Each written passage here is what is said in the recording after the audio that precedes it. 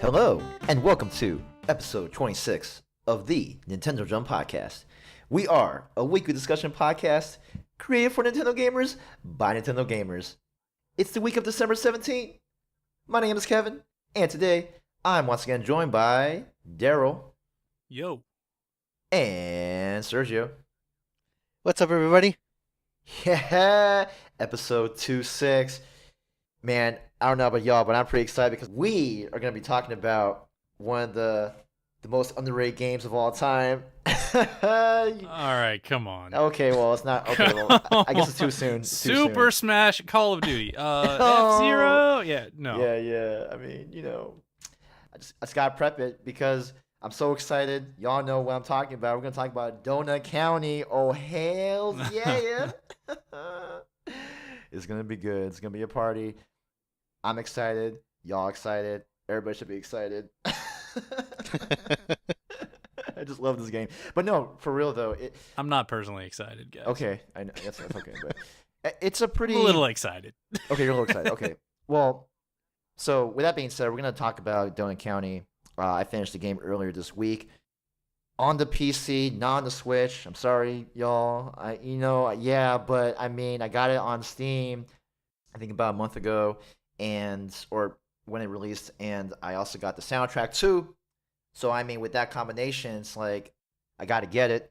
And then I didn't play for it for a while until earlier this week, and boom, that's what happens when you have a bunch of work and other games you gotta play, and then you say, "Hey, Kev," in my voice, I'm like, or in my mind, I'm like, "Hey, Kev, you gotta play this game." I'm like, "All right, we're gonna play it." So I played through, did one playthrough, and yeah, we're going to talk about that, and then we're going to talk about our top 5 consoles, including handhelds from each of us. We're going to do a round-robin style, and then we're going to take one podcast listener mail. Okay, so Donut County, it is a physics, puzzle, cartoony type of game based on the city of Los Angeles, and it's a pretty charming game, just very, very lighthearted, and I've talked about it in the previous episode way back where you are a pothole, and you're supposed to swallow things into the pothole to make it bigger and bigger, to swallow everything within that map. And once you do, you go to the next level. And then there's a story behind it too. You're this raccoon named BK, not Burger King. At least I hope not. It's not Burger King. If it is, then cool. It's BK, and he's this raccoon who has a job. His job is to solve problems in the community and use potholes to solve them. And just to swallow things, and he ends up swallowing a bunch of stuff, including his friends. And they are down in the, just beneath the ground, or, beyond the ground, and they're like, 999 feet beneath? Yeah, and so it's like, they have this conversation about, hey, BK, why'd you do this? Why'd you do that? Without spoiling too much. And yeah, so pretty much every level is like, you get to experience BK's actions, and, by being that pothole and swallowing things. So it's a pretty lighthearted, relaxing game. The puzzles aren't too difficult. You get to shoot things out of the hole too, which is pretty awesome. So, Sergio, I know you got the game too. What do you think about the game so far? Yeah, definitely. Back when you first described it, you sold me on it, and I almost got it for one of the other systems. I was waiting for a sale or a slow period on the Right. Switch. Yeah. Those are not happening. No, So yeah. yeah, definitely not. So when they announced the game for the Switch, and then it came out pretty soon after the announcement, I was on board. And so yeah, I got it. I've been playing for a couple of hours. I think I'm near the end, but Mhm. I'm having a lot of fun. The gameplay, it's a lot of fun. It's physics based, like you said, and it Mhm. just works really well. There's been a couple of times when I thought, if I don't swallow things in order, maybe I'm gonna get stuck and I have to restart the level. But so Mhm. far, that hasn't happened. So it's been a good thing, and there's a lot of different mechanics, and I like the style of it a lot. It's very artsy, very kind of cel shaded and simplistic, but it has a charm to it, Hmm. and it has a lot of very unique humor, like today's humor type of thing with some sarcasm. And BK is kind of a jerk and on purpose, but I like him, and I like the characters and how each stage is pretty much a story for each of the characters, and they're just going around their daily lives and they decide to order a donut and everything goes down the hole, literally. There we go. I mean, a bit misleading, and you would think that, oh, well, being a pothole is actually a good thing, but in reality, it's not a good thing because BK's being a butthole, and uh-oh, like all these characters are giving him a bunch of crap about it, and great dialogue as well between map to map, and you've already Right. alluded to it, like the characters have these interactions back and forth about why BK, why did you do this, and then this is what happened as a result, Right. and just things like that. So, what did you think about the catapult um, function or the catapult thing where you're able to Yeah. shoot stuff out? Yeah, that was pretty neat, huh? Yeah, that was neat, and that was, I think, at first I was thinking that was the first additional mechanic, but I think the first one is like you swallow a lamp and you're able to shoot Yes. smoke out of yourself, and Yeah, yeah. basically you use that to heat up and launch a hot air balloon. Hmm. But yeah, the catapult one is very cool too because you can launch things, and then eventually that leads up to a couple little like chain reactions type of thing. Hmm. So even though Hmm. you're just a pothole and you're swallowing things, eventually you're able to do a lot of cool different things with the mechanics. And so far, all the ones that I've done have worked really well, and they're very unique. That's awesome. Yeah, and as you get more into the game, you'll definitely see a couple more things that stand out pretty well. So I can't wait for you to experience that. Um, one of the things that I really liked about Dillon County is how it represented LA, just the visual representation. Um, how it like just the buildings and the big donut. I think it's called Randy's Donuts if I'm not mistaken. Oh, Uh, it's like this very iconic donut structure that you'll see in LA. I forgot which part of LA it's in, but if you do come across it, you won't miss it. You always remember that, oh, that's the big nice. donut thing. And yeah, I mean, even from my first impressions of playing it at PSX, back last year, I just thought it was a pretty interesting idea of a Mhm. game. And, you know, 5 feet away from me, I actually do have my Donut County shirt with BK, the the raccoon and his donut.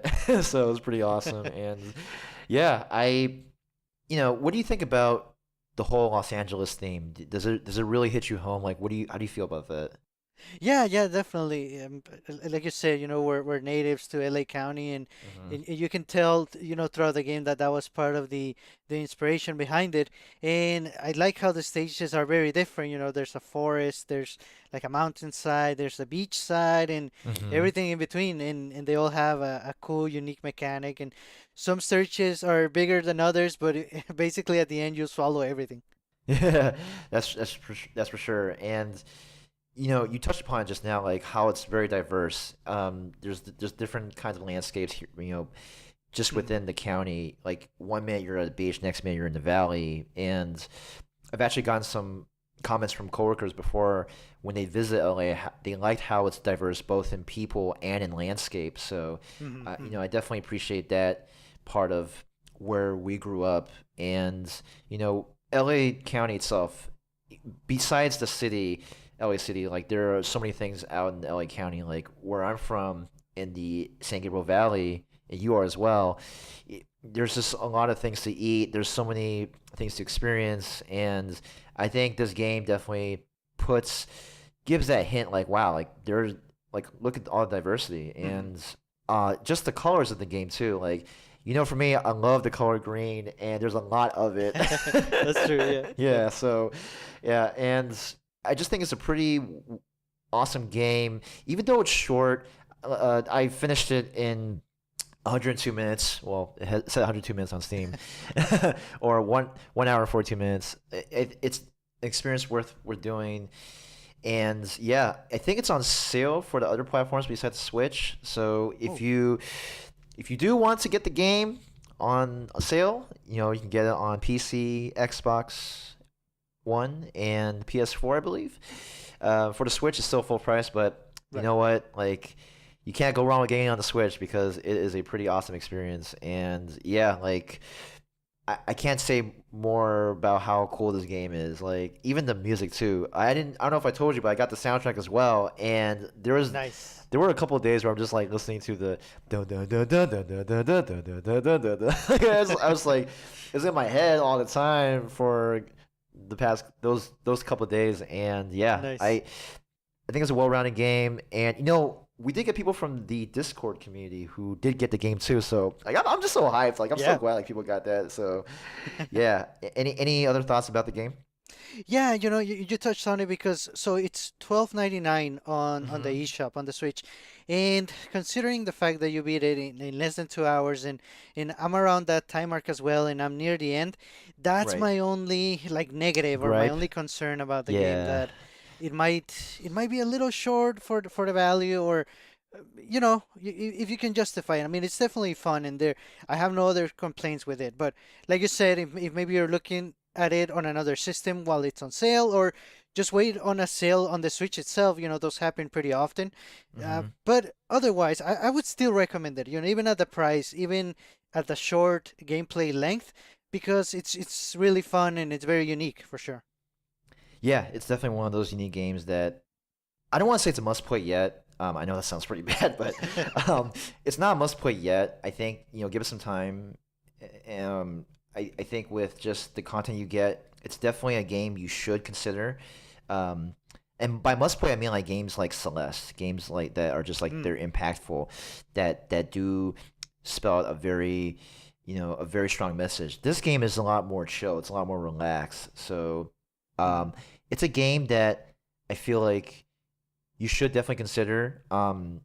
If you do somehow miss it, well, that's too bad because it's a pretty unique game. But it's not a must play yet. Not in my book, not yet. But I think Mhm. definitely gonna go through it again because there were a few more Steam achievements that I do want to try to get, and by that time I'll let you guys know whether it's a must play. And I hope it is, Nice. because then, yeah, I do want to be a completionist for this one. So it. I definitely recommend it to anybody who likes some lighthearted type of game, but also has there's a lot of things that come to the game too. Like you're gonna find that, like BK, he thinks that he's helping people, but really he's a butthole. He's causing all these problems for people, but he doesn't realize until later on when his friends keep telling him.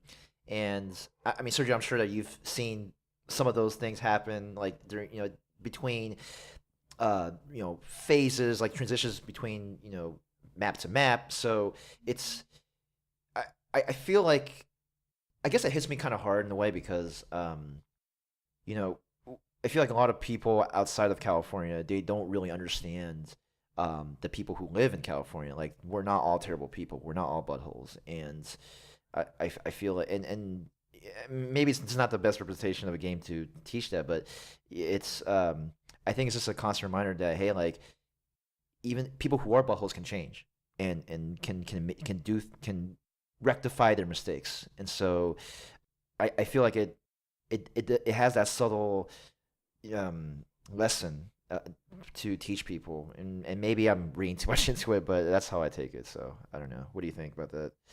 No, that's interesting. Yeah, that actually makes sense. But yeah, I still recommend it to people. I think I put way too much hype on it than I should have.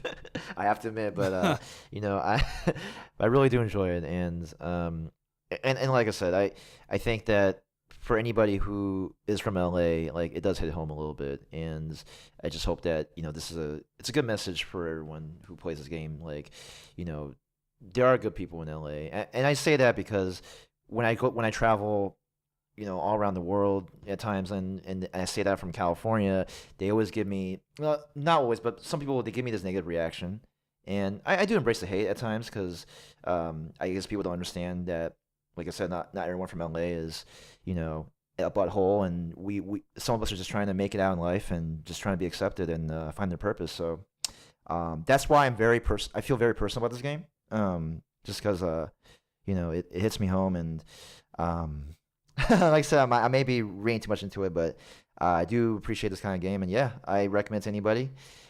So go out and get Donut County and let me know what you think.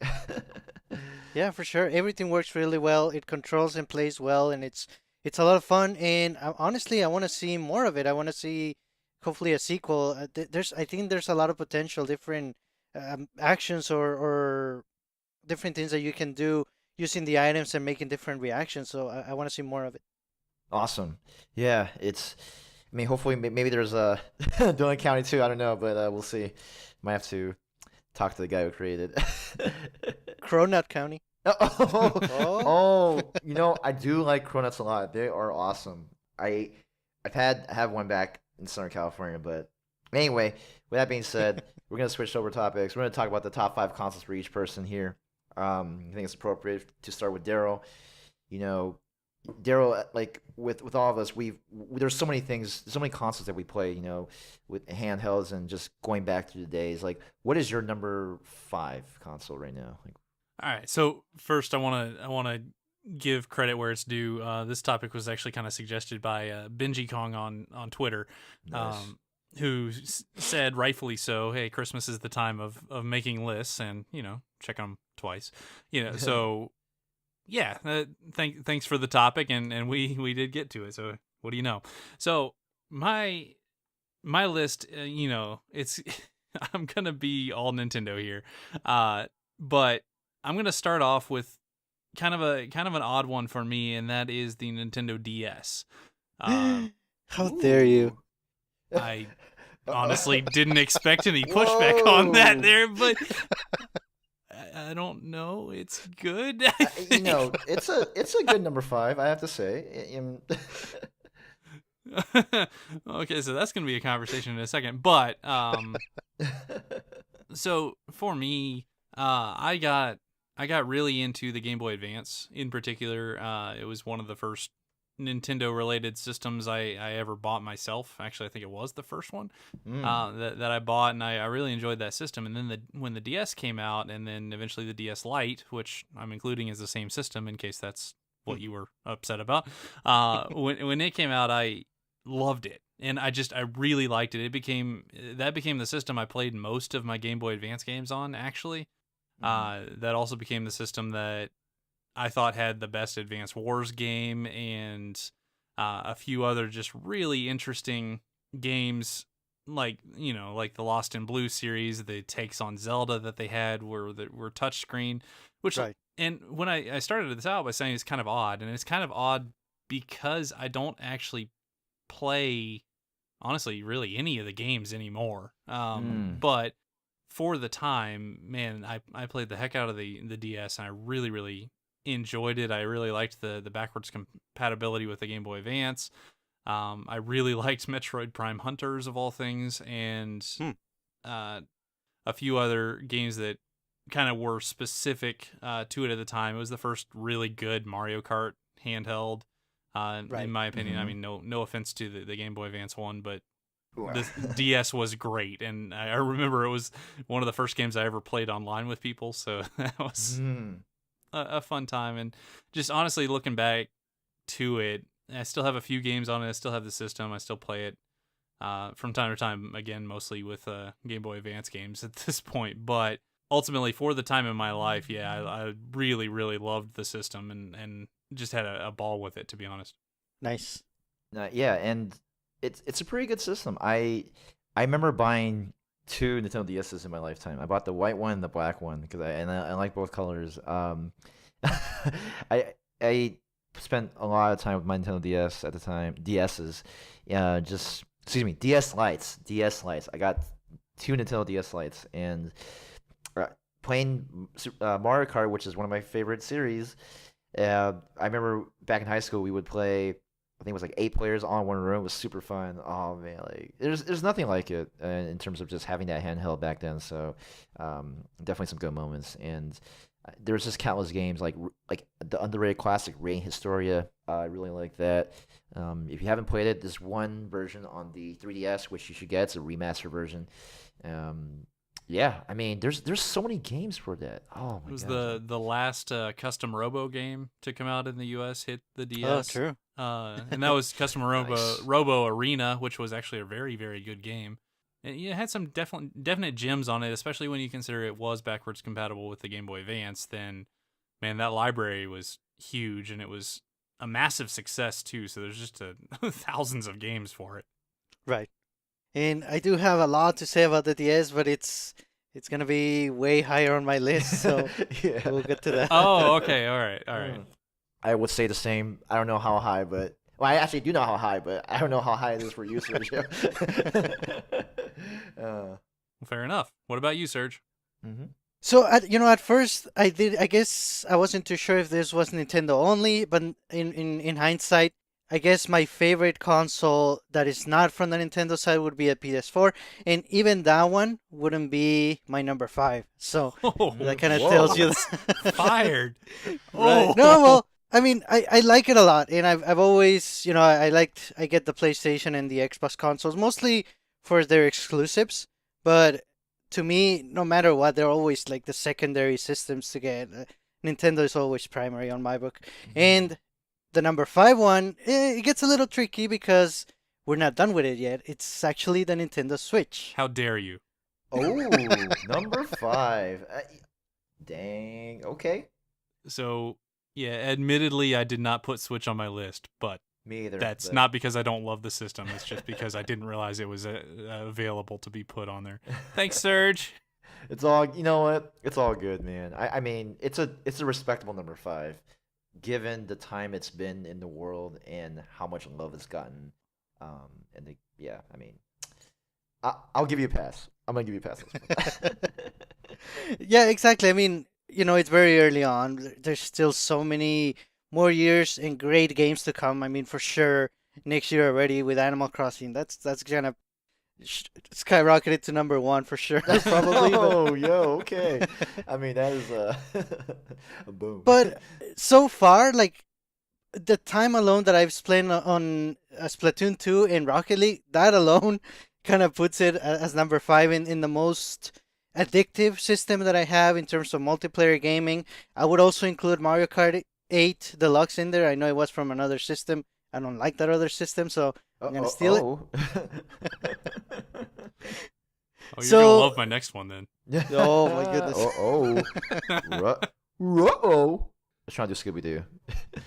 Oh, and of course, Smash Brothers Ultimate being out and being awesome. Yeah. Those, even though it's a couple of games, and I know I didn't even mention some of the heavy hitters like Breath of the Wild and Super Mario Odyssey. Those are amazing Yeah. too.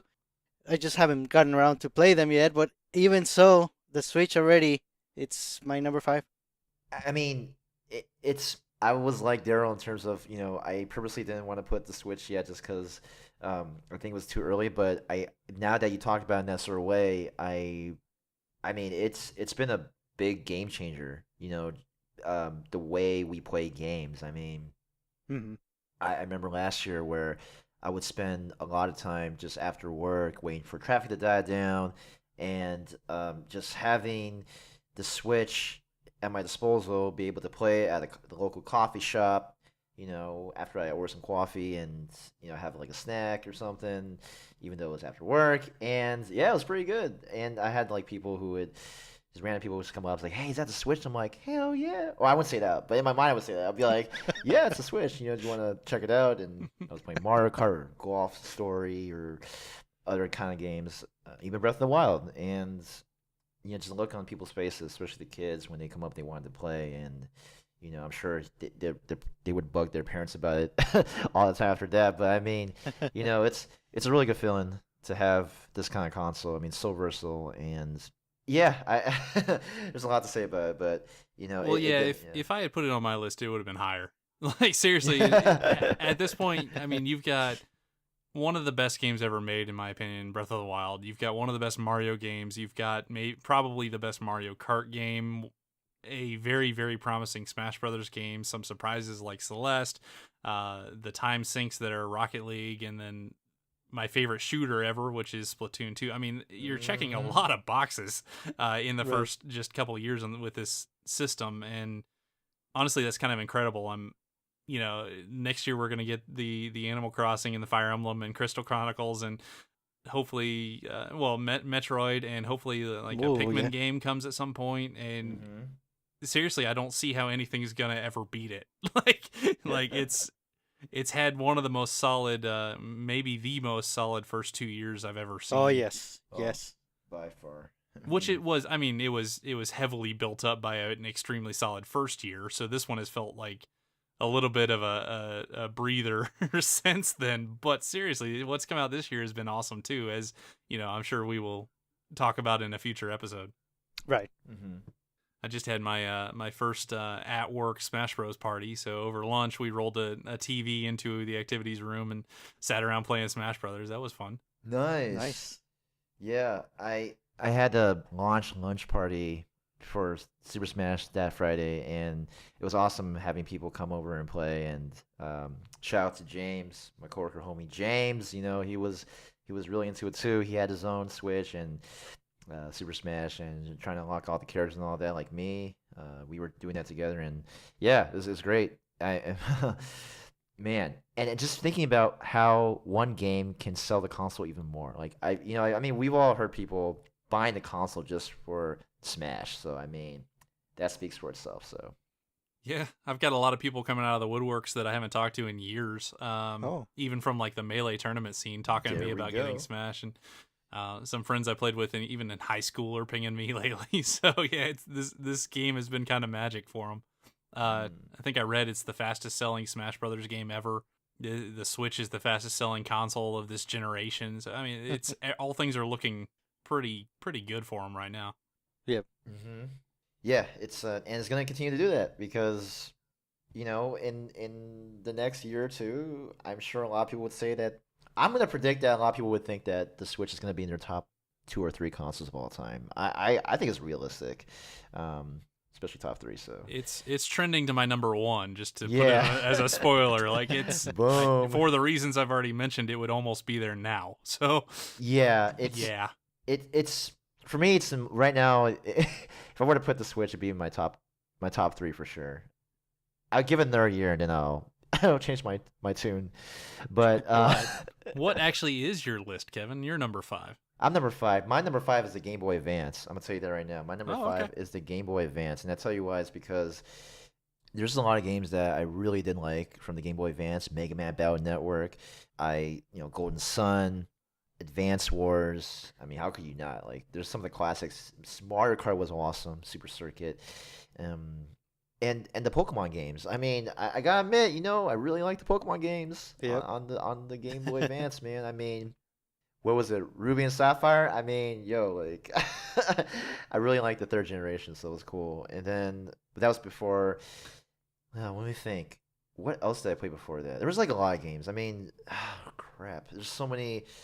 I remember I had a stack of them back home, like just back in the day, and I just had a lot of fun, just like taking it out everywhere I go, even like when I'm like visiting, relatives and stuff, and we'll play together. Like it's just awesome. And I just liked how like ergonomically it felt nice too on the hand. And oh, Fire Emblem, right? How could I forget about that? That was when Yeah. I first played Fire Emblem. It was so awesome, and like there's just a lot of firsts for me for that console, and I just really liked it. Now you're probably thinking, well, Kevin, what about the Game Boy Color? What's the Game Boy?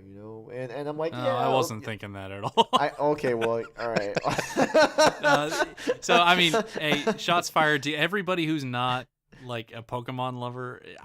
It's very hard for me to argue original Game Boy or Color over Advance. Like Advance did so many things so well that it Yeah. Right. Yeah, that's true. I mean, like there's a few things like Link's Awakening that bring it back a lot, but I mean they also had if I'm remembering correctly, they had A Link to the Past on Game Boy Advance.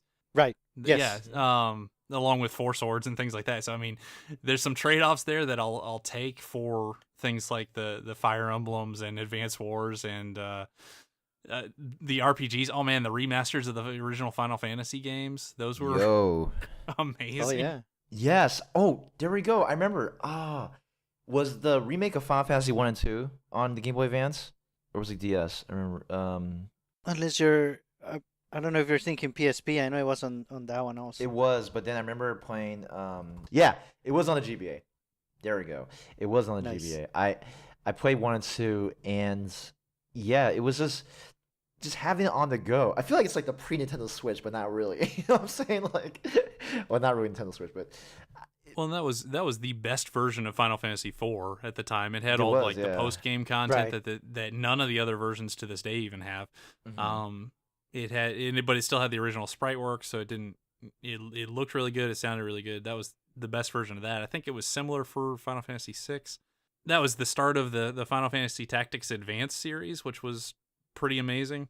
I remember, yeah, that was. Oh my gosh, I mean, that was a pretty awesome. I think the second one, right? There was a second Final Fantasy Tactics Advance, right? That came out on the Game Boy Advance. I remember it was. I forgot the name. No, Of on the DS. Oh, it's starting DS. Oh, but wasn't there one that came out on the GBA?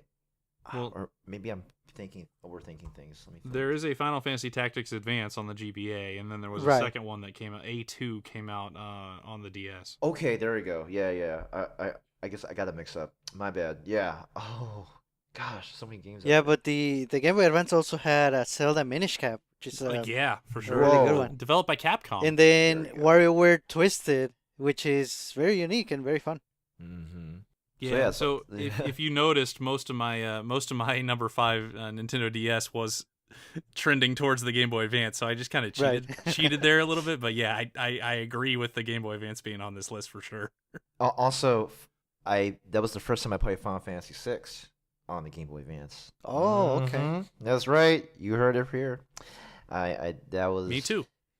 Oh, there you go. Because you know what? I did not play Final Fantasy 3 on the SNES, and we know Final Right. Fantasy 3 is Final Fantasy 6, so yeah, Well, it got fairly rare and super expensive by the time I actually cared to find it. So yeah, Mhm. when I heard there was a remake, that was one of the first ones I jumped on. Also Mm. jumped on Final Fantasy V, which was its first time in the U.S. Yes, Right. I did as well, and it is. I feel like it's an underrated Final Fantasy. I think it did a lot of things pretty well. Like there was as many characters, but I thought the story was The job system was fantastic. yes, the job system. Is it the Red Mage where you can learn different abilities from enemies? That was awesome. Blue Mage. Was it Blue yeah. Mage? Okay, yeah. Oh, okay. I think I mixed up with Red Mage. Red Mage is like, was that like a combination of Black and White Mage? That might have been it. Yeah. Okay, there we go. Yeah, Blue Mage. There we go. That. Oof, man. Oh, where's my GBA? Dang it. All right. Well, that's all I got for my number 5. Now we're gonna go straight to the number 4s. Daryl, what is your number 4? My number 4 is the Nintendo Wii U. Hey, best console ever.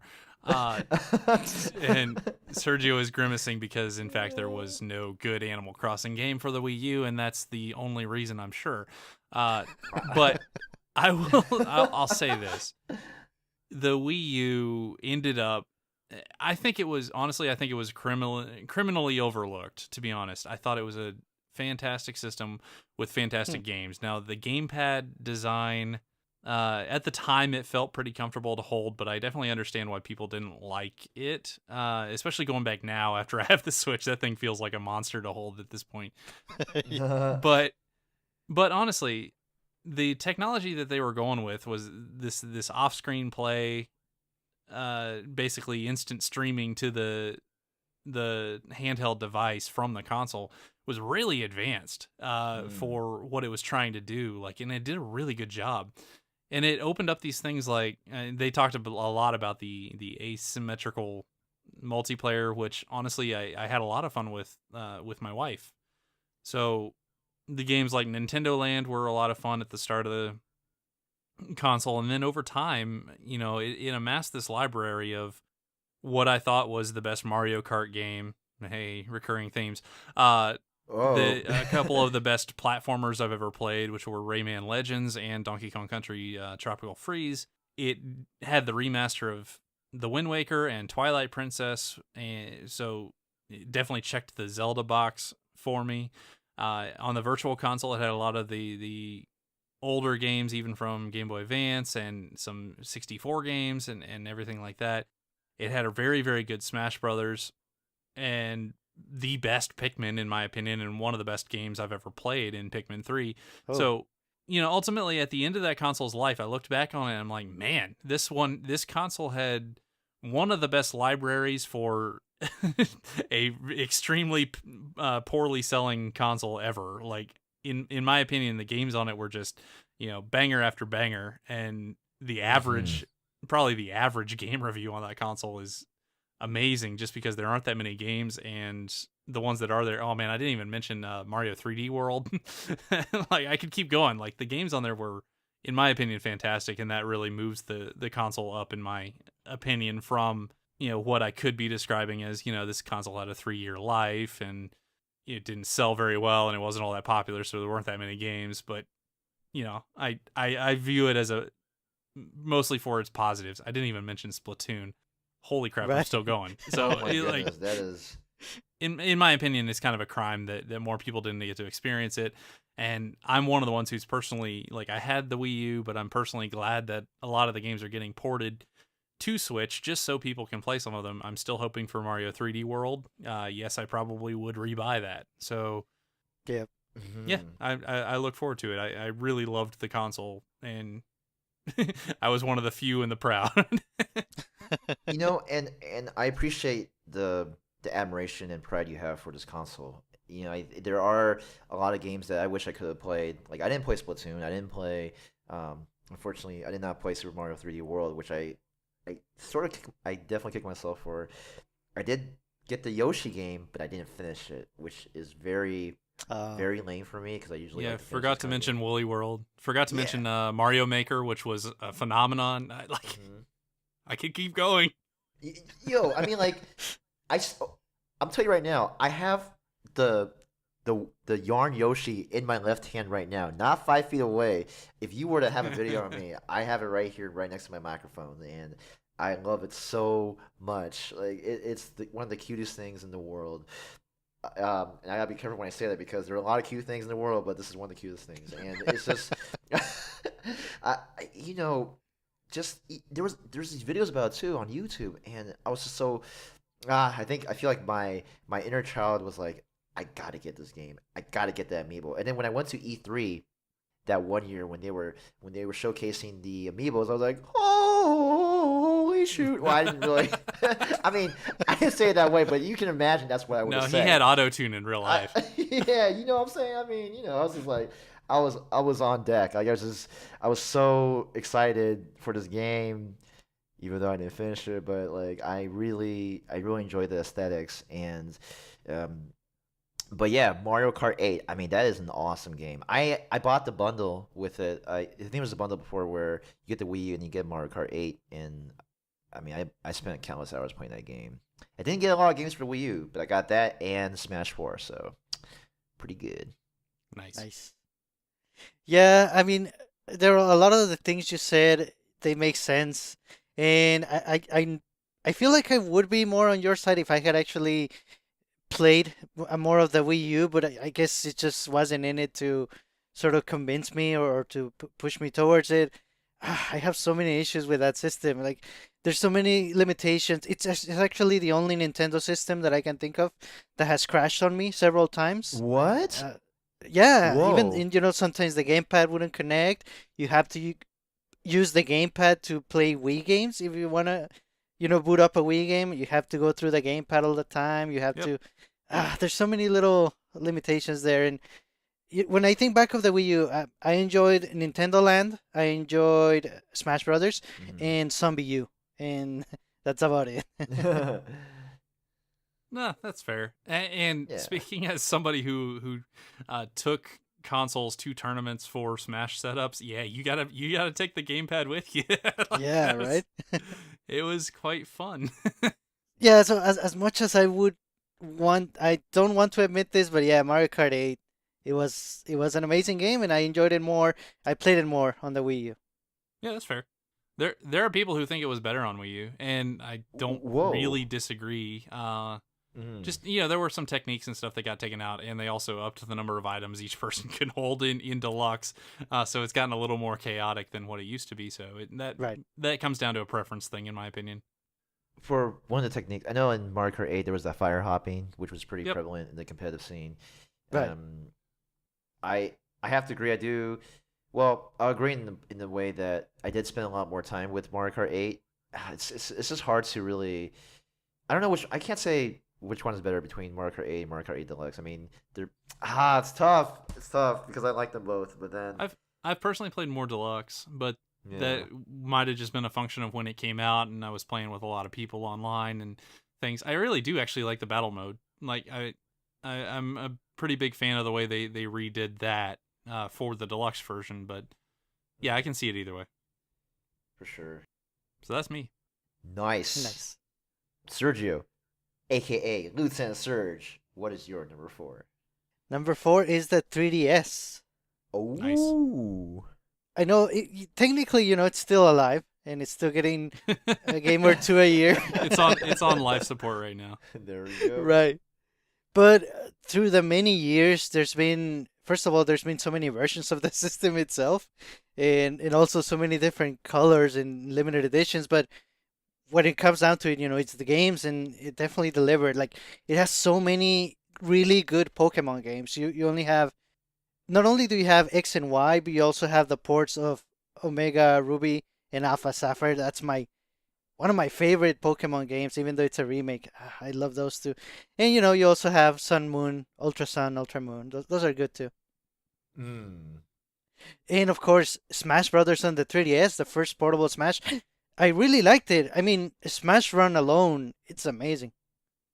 Yeah, I did not get the Smash port on the 3DS. I did play it before on like from a friend and just at GameStop demos, and it is definitely a breakthrough, especially for the Smash community. Being able to play on the go, um, and it's just yeah, I was pretty happy about that. Just having that option, and seeing I would see people even at E3 before they would just play Super Smash, like while we're waiting in line to play the newest demo of a game. So, I mean, it's a pretty awesome system. I wish I could have gotten more into it though. It's just I don't know. I got into it a bit too late with the 2DS, and then y'all know about the rumblings of not Final Fantasy, Fire Emblem Conquest, which I spent countless hours playing. but Right. but it's a pretty awesome system, and unfortunately it's not in my top 5, but it definitely has its place up there in other top 5. So Nice. Yeah, just to mention a couple of other significant games, there was Luigi's Mansion Dark Moon, which was Yep. pretty good. mm. The two Theath Rhythm games for Final Yep. Fantasy Music. There were two Phoenix Wright games, one really good, one another one. And of course, the two Fire Emblem games, Awakening and, well, technically there's more because Fates had like Fire three Emblem different games. ones. Yeah. Whoa. and you're not mentioning Echoes. There we go. Oh, that's right. So, I haven't gotten to play that one yet. so 3 separate ones, yeah. That's true. Boom. Zelda: A Link Between Worlds was pretty awesome, I would say. Yeah. But of course, Animal Crossing New Leaf, that Oh. was amazing to me. It's my favorite game of all time, so it has to be there. No, I think I contribute a lot of not feeling too much drought when it came to the Wii U release schedule to a couple of really long-standing games for Wii U, which were Splatoon and Smash Brothers, but also the steady release of 3DS games when they weren't releasing for Wii U. I got to take a Right, break true. and play Awakening for a month, and then jump back into something on Wii U, and then come back to 3DS and play Kid Icarus for a really long time. Like I really enjoyed that game. So yeah, I definitely see it. I liked the system. That was the one that had more quality issues with the actual build hardware than I had seen before. Specifically, like the circle pads breaking in various ways. I had to send mine in for repair a couple times. Oh wow. Dang. I mean, like, but that just so shows how much how much time and effort you put into it. I mean, like, I've heard about that too, and it's. I mean, it may not be the most durable, but hey, it's a good solution to play Smash, and man, sometimes I feel like I wish I got into 3DS. The 3DS is still pretty good, but I mean, man, like if I allocate my time better, it's on me. I definitely wish I could have gotten more into it before. So, Hmm. you know what? My number 4 is the PS3. My number 4 is the PS3, and I know. Okay, I stop it. You know what, man? I'm gonna tell you right now. I have some good reasons. I played some awesome, yeah, awesome, not awesome, awesome games on the system. I've had some fun memories with Call of Duty, Modern Warfare 2. I know y'all thinking, okay, well, it's a Call of Duty, Kevin. What's so special about that game? But I said before in episode 3, I'm calling it right now. I remember this stuff. In episode 3, I talked about how I had so much fun with my housemates when we were playing Call of Duty, Modern Warfare 2, on one room, hours at a time during the summer that year. And, they got me more into other games too, like Uncharted series, even Sly Cooper, my boy Sly Cooper. There was a 3-pack that was awesome. I love the thief genre. I got into that. I got platinum on the first game, so I mean, getting all the achievements. I mean, but and then FIFA, NBA 2K. Like, there's just so many games that I just got into love and play. Even Battlefield, which I played for a little bit. I did appreciate it, but yeah, just it wasn't my type of shooter in terms of like being good Mm. at. Like, I felt like I was more of a Call of Duty kind of guy. But I guess I just like it as my number 4. I love it as my number 4 because I felt like it was that next gen system at the time where I get to I was not only captivated by how stunning certain games look with graphics, but also some of the games that I played with really good story. The Last of Us is one of my favorite games of all time. It came out on the PS3, and I mean, we talked about it too, or I talked about it where you know just the adrenaline rush that I had with that game and the emotions, and I actually teared up a little bit. So, it's the PS3 has given me a lot of life in terms of reviving some of my gaming passions at the time when I had depression, when I was going through a lot of stress in terms of like will I be able to get through college the right way, and I was afraid of you know it was a lot of I had a lot of anxiety in terms of just some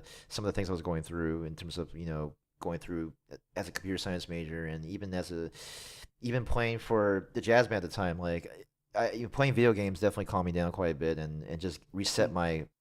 my system and just be able to get out of my system and be able to tackle on harder things in life at the time. So besides hanging out with friends and all that, like, it was just fun to spend the time. Actually, even with playing with friends on the PS3, so had a lot of memories with that. So Oh, nice. yeah, I definitely went a bit farther along with that. But yeah, it's a pretty personal system for me. And I mean, Uncharted 2, like, my favorite PS3 game.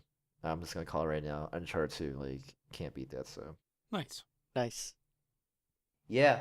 Anyway, so with that being said, we're gonna go through the number threes. Going back to Daryl, what is your number 3? My number 3 is the Nintendo 64. So Nice. it is this console had to be on my list. It contains 2 of probably what I consider some of the best games ever made, which are obviously Zelda: Ocarina of Time and Glover. No, I'm sorry, Super Mario 64. Yeah, it was. Nice. Glover was an okay game, actually. Anyways, Yeah, yeah. so, but no, it contained, it had obviously Ocarina of Time, which I think was absolutely world breaking at the time, and Mario 64, which really sold the console to me and a bunch of other people. I remember playing the demo, it's a me, Mario. Thank you for playing Nintendo 64. Like, I can still say that because I played it so many times, but it was also the first time, we got to play Super Smash Brothers. This is the first time we got to see Mario Kart in 3D, which at the time Right. was awesome, and now it kind of looks like trash. But hey, it is what it is. I really liked Mario Kart 64. I really liked Diddy Kong Racing and Banjo Kazooie and Blast Corps, and that was when Rare was going really, really strong for Nintendo. So ultimately, it's another one of those things that it didn't have that many games on it, but the ones it had were super, super good. As long as you Right. weren't really a huge fan of RPGs. There were Right, like right. 3 RPGs on the system, or obviously 2D platformers. There's nothing like that, but Oh yeah. it was, Mhm. in my opinion, it was a very good system. It was the first one that was really meant to bring people together. In the way it did, it was the first console with, to my knowledge, I think it was the first console with 4 controller ports. True. Yeah. So That's it was right. definitely made to sit down and play some GoldenEye or Mario Kart or Smash Brothers, which is ultimately how I met several of my best friends today, was playing Smash 64 in middle school with people. So it has to be on my list. It has to be fairly high on my list just because of the sheer quality and the time I was playing it. Uh, it was a very, very good console. Yeah, no, I mean, you hit it right on the money. Like, it was a very unique and awesome console at the time, and even the controller was very interesting. Like, because when I first held the controller, I thought that I was supposed to hold it from the left and the right, but then, like, no, you gotta hold it from the middle and the right. It's like, okay, the concept was very foreign to me at the time, but I mean, obviously we got used to it, and It was um, foreign to everybody with 2 hands. well, I know, I'm just. I mean, I'm just saying. I mean, I don't know why. Okay, I mean, like it's okay. I'm gonna recollect my thoughts, but Star Fox was amazing. I remember Oh getting yeah, I that didn't even mention Star Fox. Star Holy Right. Fox, crap. like my gosh, I mean, with the Rumble Pack and then Perfect Dark, with the expansion pack, and then, oh man, like Diddy Kong Racing, I I have Yep. to admit, I played that a lot more than Mario Kart 64. Yep. Yeah, I mean, and then Banjo Kazooie, shoot, there was one game I played. Have you heard of Mischief Makers? Yeah.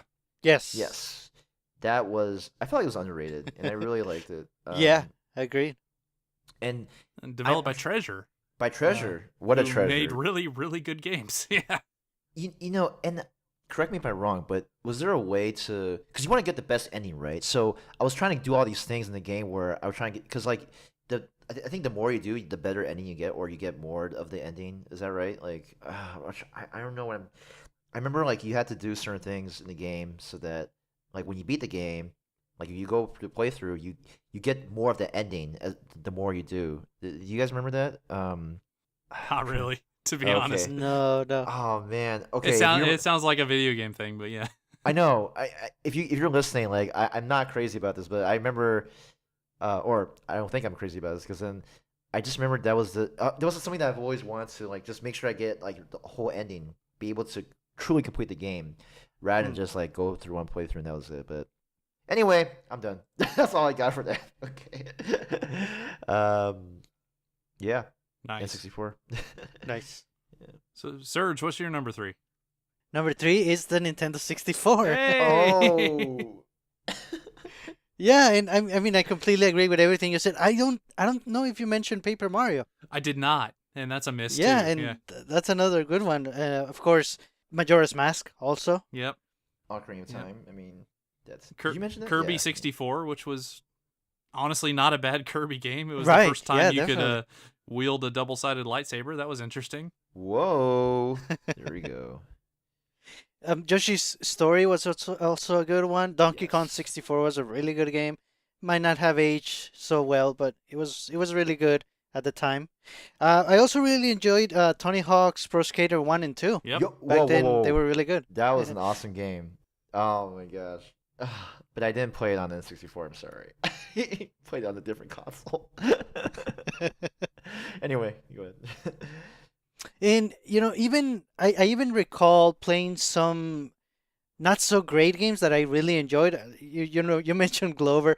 I had it on my list, but I took it out, I guess, because I thought I was joking, but I was for real. It was not a bad game.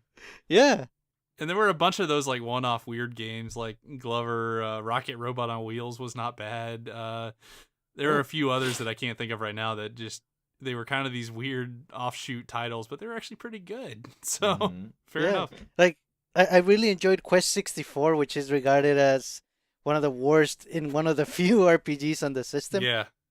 Mhm. And also Hybrid Heaven probably nobody knows that one, but it had a really cool and deep story, and it was fun. Also, Turok 2. I don't know if the Turok games are considered good, but I like Turok 2. Nice. I wish I played that. I haven't played Turok. I've seen it before, but Oh, and Pokemon Snap. Very unique. that has to be mentioned. Yeah, I mean, ah, It was the first appearance of Mario Tennis, so that game was sunk True. a lot of hours for me. The Mhm. Mario Party series was kind of in its heyday on the 64, so Oh, yes, Mhm. definitely. yeah, it was kind of just when a lot of these new ideas kind of came out, and it was nice to see. good stuff. All right, Kevin, what's your number 3? My number 3 is the Nintendo not 64.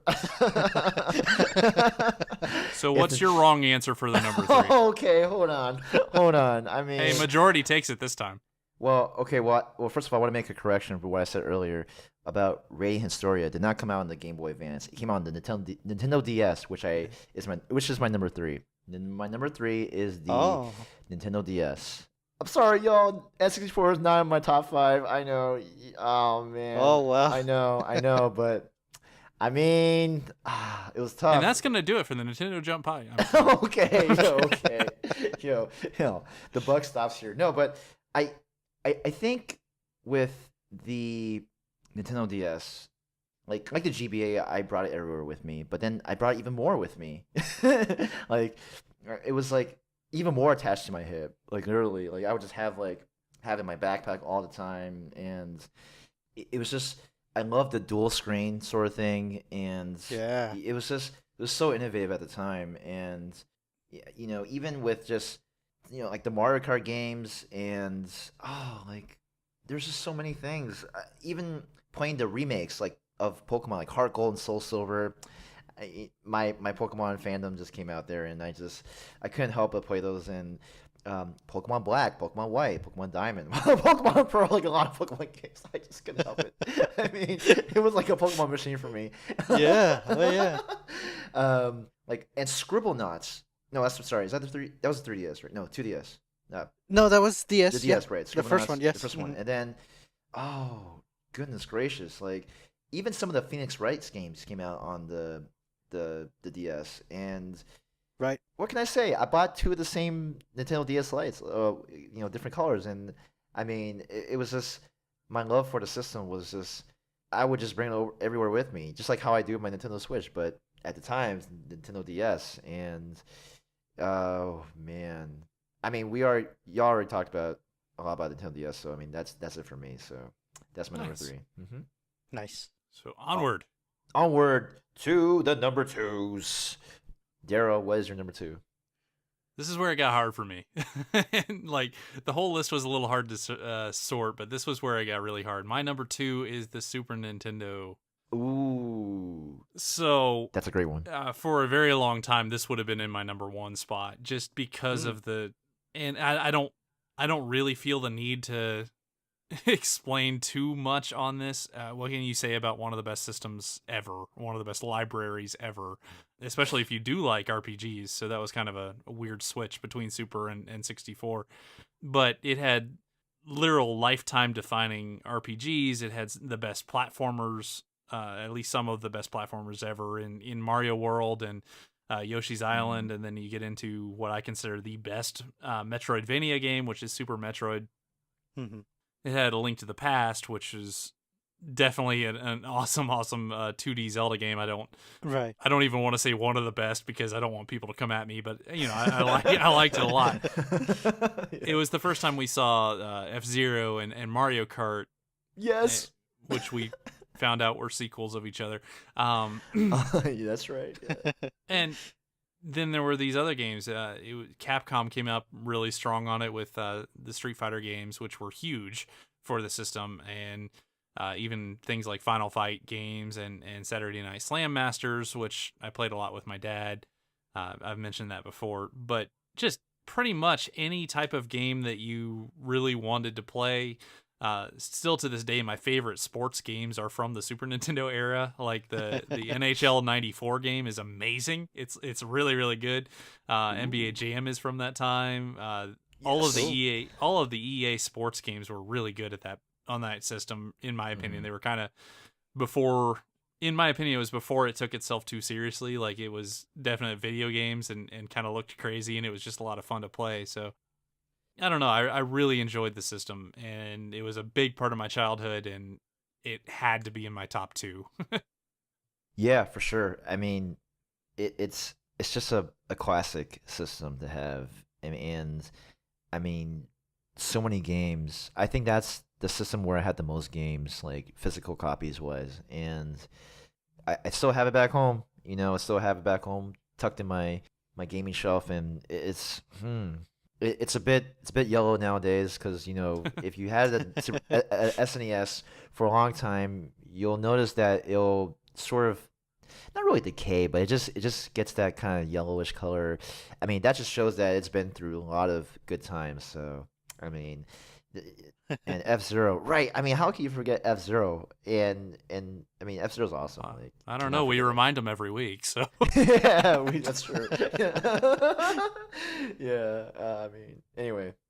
Nice. So that's super. Serge, what's your number 2? Oh man, number 2. It almost made it to number 1, but it barely didn't. Number 2 is the GameCube. All right. Yo.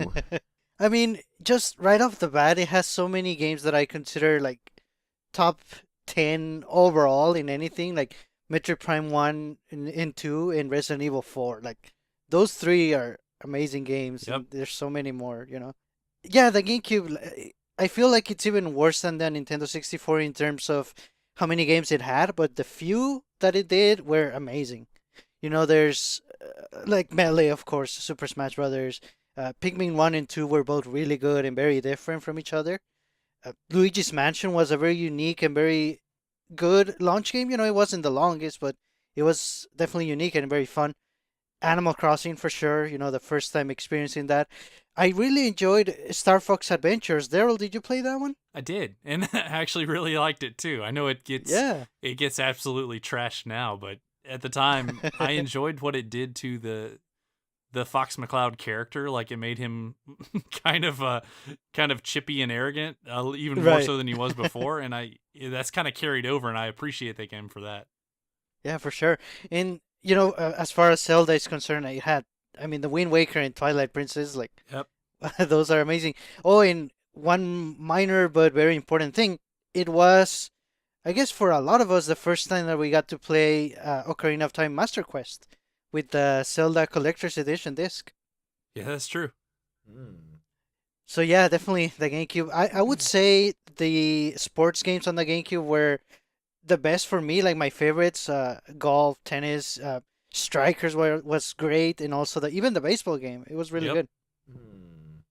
And then it had some of the okay-ish Mario parties before the series went really, really downhill, in my opinion.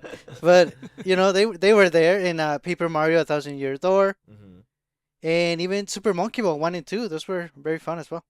Yeah, you're spot on. You're kind of listing what my library was at the end of that console. That GameCube holds a special place in my heart. Yeah, definitely. Yeah, it was just a pretty awesome console for me. Wind Waker as well. Like, it was one of my favorite Zelda games, and unfortunately, I did not play Star Fox Adventures. I have seen gameplays, walkthroughs of it, or just videos on YouTube, and oh man, I definitely did miss out. Oh no, but it's all good. I mean, I'm glad that they have that kind of game for Star Fox, and but yeah, the game controller too. Like I would have never thought that people would still use a game controller after all these years. Like, it is amazing. Still the standard controller to use, especially for Super Smash games. I mean, how cool is that? It's a really good controller still, though. Like, there's a reason for it. It just feels good. Yeah. Like, of the systems on the list so far, it probably has the best controller. Except maybe the Switch. The Switch had a good one. Has a good one. Yeah, for sure. The GameCube adapter, that's the one. Yeah, there we go. Yep. There we go. Send all letters to NintendoJumpPodcast. Nice. Cool. So my number 2 is the PS1. Oh, yep. is the PS1. I That's a know. good number two. Okay, okay, hold on. I know y'all probably thinking, Kevin, why isn't it another Nintendo console? Well, you just wait. But uh, with the PS1, I think I mentioned it before, even earlier today in Discord, where when I first got it, I got it with Crash Bandicoot 3, Final Fantasy 8, Spyro, the first Spyro, Metal Gear Solid, which is one of the best games ever for me, at least. And man, so those four, and then there were a couple others that just got lost in the fray, unfortunately. But yeah, I just enjoyed playing with the PS1 a lot. I really got into the Final Fantasy games as well. Final Fantasy 7, which I got later, and Final Fantasy 9, and then Final Fantasy 4, which I did play on the PS1. Oh, Oh, and I guess for me at the time, because I got a modded PS1, I'll admit right now, I got a modded PS1 with a chip inside where, we were able to play, games that were burned. We bought for cheap. Just at the time, it was a much more accessible option. So please don't blame me when I say that. Because at the time, like, it was just it was a really good way to get a good number of games without spending too much. And I mean, we still spent quite a bit, and we as my parents, but but I just playing with those games like Final Fantasy 8, the cinematic cutscenes, like it just really took me back, and I really enjoyed playing. Just re- capturing my love for RPG started with the PS1, and Final Fantasy 8 is the first Final Fantasy I played, and then be able to play other Final Fantasies like backwards and forwards, and yeah, it's just there's nothing like it at the time. And oh, Twisted Metal, that was one of my it was I feel like it's underrated, like Twisted Metal like 3, where you have like cars that are shooting bullets and stuff back and forth. And yeah, Crash Team Racing, an underrated racing game that I definitely put a lot more hours in than I should have. And yeah, like it was just at the time, it was just the console for me, along with having the Game Boy Advance. Like, I'd bring the Game Boy Advance with me, then at home I'll play the PS1. So that was the way to go. I played some of the sequels for Spyro, and I mean, I tell you, I spent countless hours playing the Final Fantasies at my disposal. Like, it was just my RPG machine, and I don't regret it nice. 1 second. So yeah, it's my number two. That's all I got. With that being said, we're gonna go for our number ones. Daryl, what is your number one? My number one is the virtual, not the GameCube actually. Oh, Yeah, so I got to bring Nice. it back, and this was the hard decision for me. Was actually, it had to end up on the GameCube. Just the sheer amount of time I spent playing it. It had life changing games like Smash Melee and the Wind Waker and Crystal Chronicles. Hey, coming to Switch next year. Hey, ooh, gotta get Nice. that. as well as you mentioned it. Metroid Prime was a fantastic game. Mario Kart Double Dash was a fantastic game. It had two Star Fox games, which was kind of crazy. It actually had Star Fox Assault as well, which I thought it was honestly a very very good game. And maybe not exactly to the level of 64, but I loved the multiplayer on it. Bunch of friends and I used to play it all the time.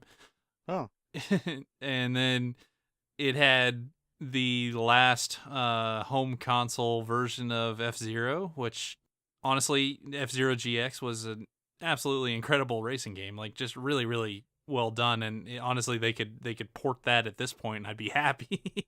uh, but even from the get go, from the initial impression of the console, I mean, it launched with Star Wars Rogue Leader, which, in my opinion, was just absolutely incredible game. Like, I still like playing that game. It still looks good. It looks like the old Star Wars movies. It plays really well.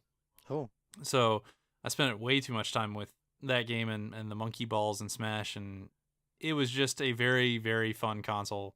Again, it was built for 4 players, and I definitely used that. I had people over all the time playing Smash until the odd hours of the night, and I used to take it Nice. places. I actually used the handle on the back of the console fairly often. So Nice. it it was kind of a statement in my life, and to this day it's still the console that I have. Kind of, I know exactly where it is. It has all the wires with it. I could hook it up in 15 minutes pretty easily. And Nice. from time to time I want to do that. So I just loved it. So it had to be number one on my list. Like I said, the only console I could see really replacing it at this point or going forward would be the Switch if it continues what it's doing. But for looking backwards, yeah, it's got to be the GameCube. Nice. Hey, especially if it gets GameCube ports or some form of being able to play those GameCube masterpieces on the Switch. I would be so there. I really hope that happens, and I don't know how much I expect it, but I really hope it does. Right, right. And just a little note that even the GameCube had the Game Boy player, so we could even play Game Boy, Game Boy Color, Game Boy Advance games on the TV. That's I mean, true. I sure did. That's true. Yeah, I mean, oh goodness, it was a pretty awesome console as well because like just I spend a good amount of time playing Melee with my friends, even to a point where one of my friends wanted to borrow my GameCube, and like he ended up borrowing it for like a couple of years, and like and I'm glad he did because he definitely got a good kick out of it playing Melee with like his friends back in college. So, it's definitely one of those consoles that I mean I still have it in my house right now or my family house, and yeah, it's can't. Yeah, that's all I gotta say about that. Nice. Nice. Serge, what's your number one? Here it is, number one, the Nintendo DS. All right. Whoa. Yeah. How dare you? Oh, I there. There we I go. there. See, and the thing is, I understand and I kind of admit that I had more, for lack of a better term, more AAA experiences with even something like the GameCube or some of the other systems. But with the DS, I had so many really good, I guess you could say double A experiences. And Ooh. there's so many that they add up and they just take over as the number one. Like Kevin said, it's a Pokemon machine through and Mhm. through. There's so many games on that. Uh, Zelda Spirit Tracks, I really enjoyed that one. Daryl, I don't know how you feel about that one. I actually really liked it. And I didn't play it until fairly recently. I played Phantom Hourglass almost when it came out, and then Oh, I didn't play Spirit Tracks until way later. The only thing I didn't like about that was the stupid microphone mechanics. Actually, oh yeah. playing the pan flute was a little painful at times, but Oh yeah, that's true. other than that, the game played really well. I liked it a lot. Right, right. And it has so many adventure or visual novel type games. It actually introduced me to that genre. I talked about Trace Memory, the two Trauma Center games, which were amazing. There was also Ghost Trick, which was really good. Yep. 999, 9 hours, 9 persons, 9 doors is a really good and it's a mature and really sophisticated story. It's a definitely very memorable game. There's so many very offshoot and unique games. Like, I don't know if either of you played Puzzle Quest, Challenge of the Warlords. It was a combination puzzle and RPG game. No, I didn't. No, I have not. Yeah, it was really good. It had Brain Age, which was very unique at the time. Also, Rhythm Heaven, Mario Kart DS, like Daryl mentioned. My first and only Castlevania, which is Castlevania Dawn of Sorrow. I loved it. I actually really liked that game too. That was one I went back and played, and I really actually liked what they did with it. I thought it was a very good Castlevania game. Right, right. And not a lot of people know or probably play the series, but there's two Fossil Fighters games, which is kind of like Yep. simplified Pokemon in a way, but I really like them. There was also Pokemon Conquest, which was very different. It was kind of like Pokemon meets Final Fantasy Tactics in a way. It was actually really fun. I also really enjoyed Star Fox Command on the DS. It was really unique. It's basically Star Fox but with a strategy element added to it. Whoa. So yeah, I really liked it. It has four Phoenix Wright games, and even That's right. Yep, in two of the Miles Edgeworth sort of spin-off series. Oh my gosh, that's one of my favorites. Oh, it's just when he's like when you use the defense attorney, it's just like a total like turnaround. Right. Yeah, so Yeah. um, And not to even mention that to me and probably to a lot of us, the Nintendo DS was the first time that we either embraced importing games or at least considered it because they would work. oh, oh man, I was gonna mention it, but okay. I mean the R4. I mean that I feel guilty. The R4. I'm gonna say right now, I did embrace getting games that way for a while. At the time, I just thought it was great. I didn't really consider, the small companies that were making these games and how doing this was hurting those companies. Now I know now, like or for a Hmm. while now, but when I was a lot younger at the time, it's just that's the way to get games, with the R4, man. Heck yeah. Did you have the R4 too, Serge? I did. I did. And like you said, it was a thing to try, but it just didn't feel right. And Yeah. for a couple of games, it was good to get a patch version that was translated by a fan. Mm. So what I would do is I would just import the Japanese game, and then that would kind of allow me to play the patch game in a way. But it was definitely nice to be able to play import games like the Japanese version of Elite Beat Agents, Yes, there you which came go. out in Japan. Yeah, that was awesome. And Mm. so yeah, like from day one when I got the DS and I was playing the port of Super Mario 64 on it, I was actually playing the mini games a lot, and they were very unique and very innovative. And I thought, man, if they're doing this with a mini game, they're using two screens and they're using the touchscreen, and it's something that I have not done before in gaming and something that I cannot do on another system. This is gonna be a special one, and it definitely was for me. Very nice. For sure. I mean, it's a good number one. It's a great number one. Excuse me. I mean, It's also a GameCube. good number 5, but Also good. Yeah, yeah. That was good number five. What I mean, yeah.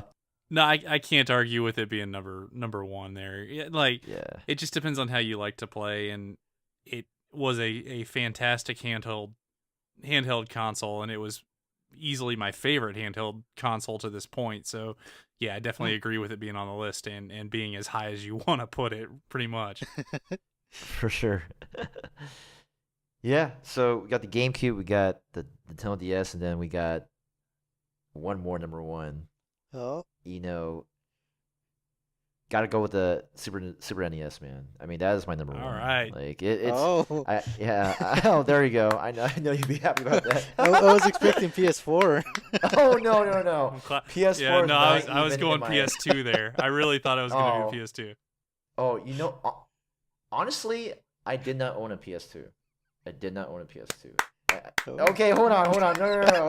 You can't clap for that. I mean, I wish I did, man. I wish I did. I mean, I chose GameCube. I had a choice. I chose GameCube. Nice. But okay, all right.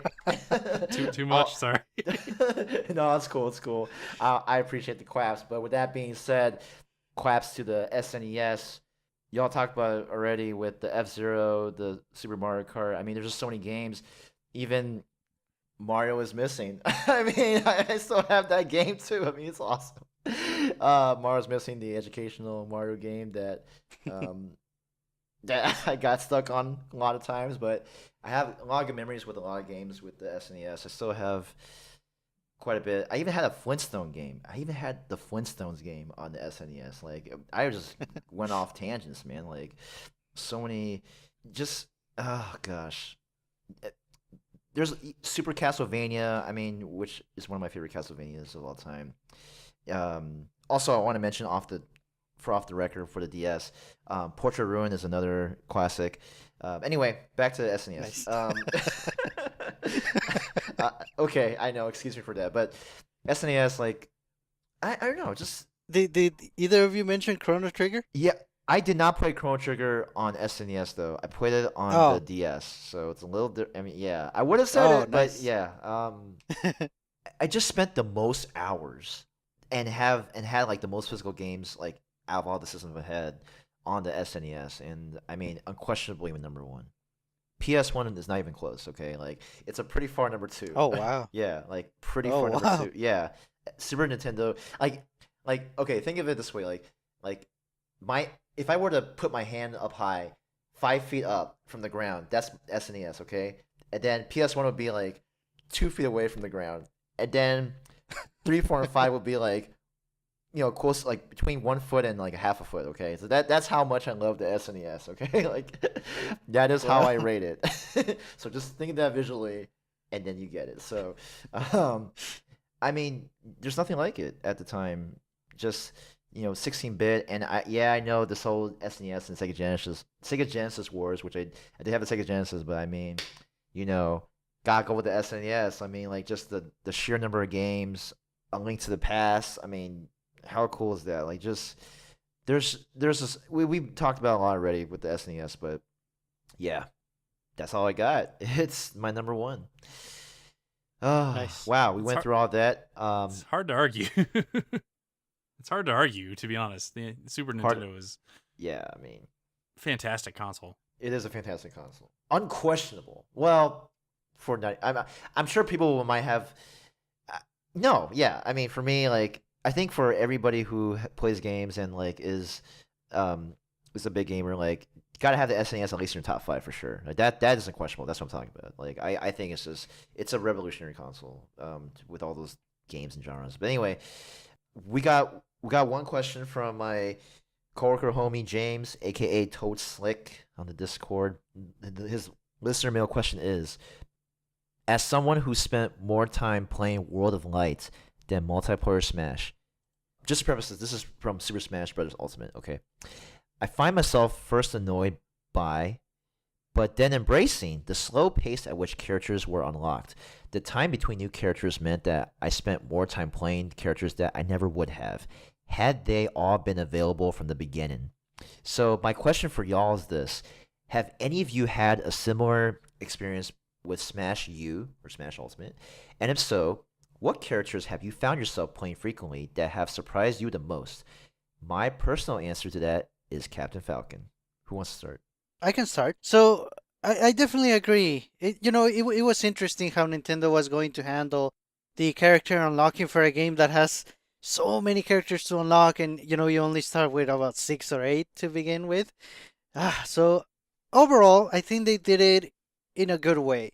If anything, the only thing I would have changed is maybe when it's time to unlock a character, maybe if you got a choice between maybe 3 or 5, but in a way that would also take away some of the, like, this specific character is challenging you, when you see the silhouette type of thing.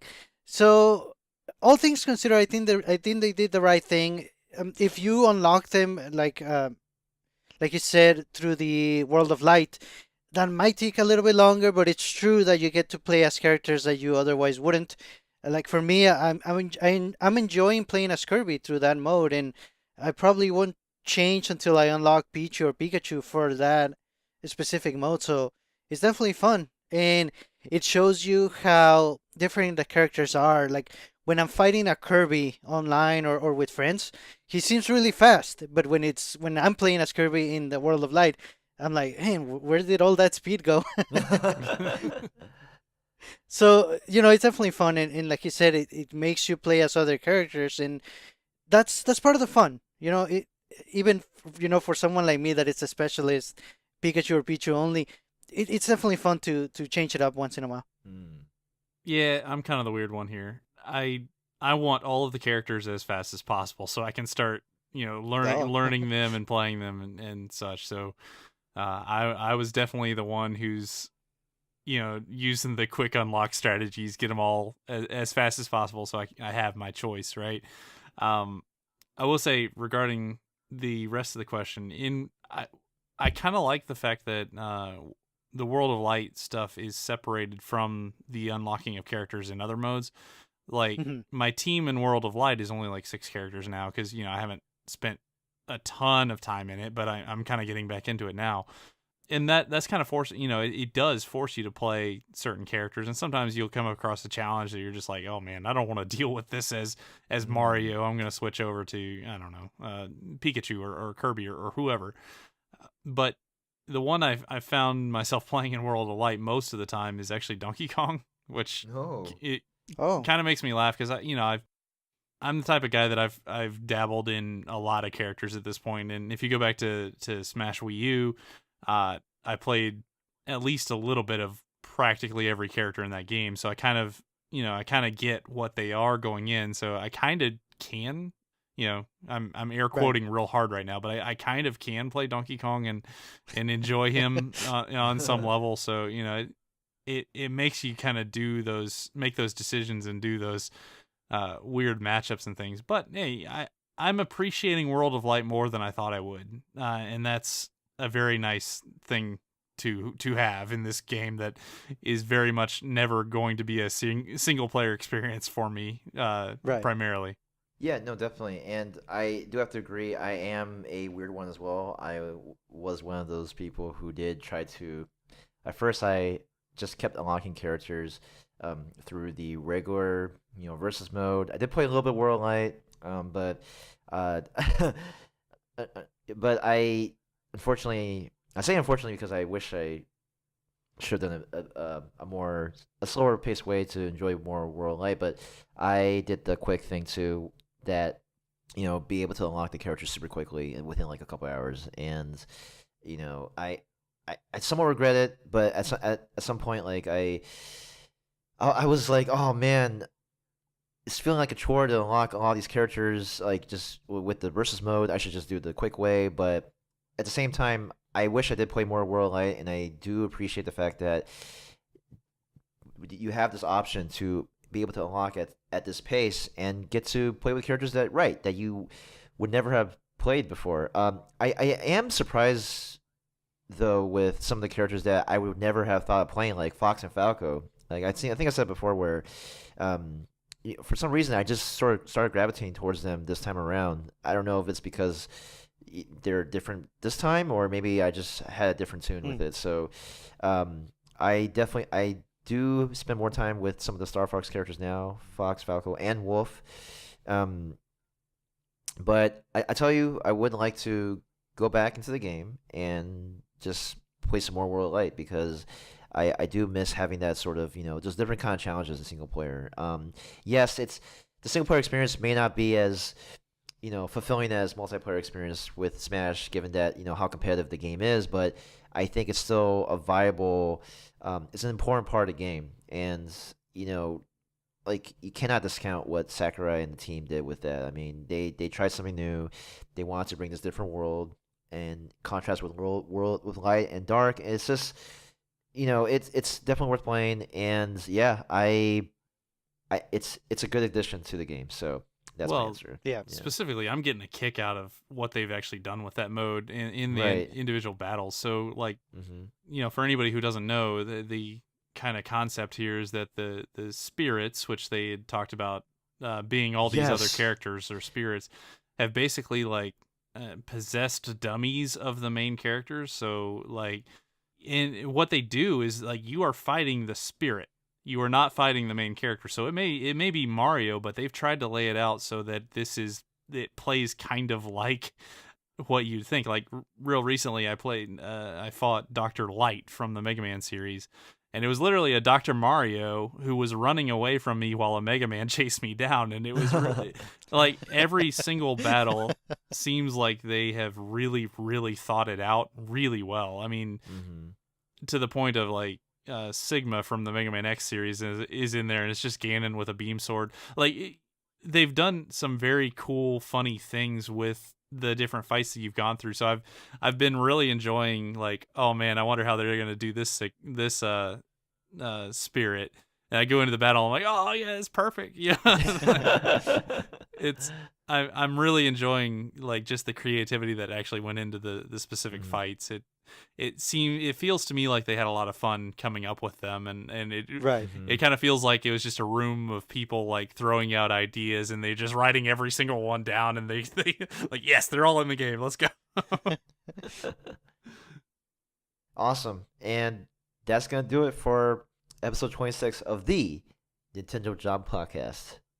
If you like the podcast, please let us know. You can find us on Twitter and Instagram at Nintendo Jump. We also have a Facebook group that we'd love for you to join. We also have a Discord group, which you will find in our show notes, and we're always playing Smash and other games too. You always find someone to play with, so it's all good. If you have any comments or questions about the show or future topic ideas, please write us at NintendoJumpPodcast@gmail.com. We also want to ask that you please give us a review at your podcast app of choice. That really helps more people find us, and we'll appreciate you forever for it. Finally, please keep sending in your favorite video game music. You know, we have our eye on Game Music Episode 3 sometime in the future, so, you know, keep on the lookout. Send some more music. I always get a good kick out of it. I know Daryl does. I know Sergio does. Boom! Just do it.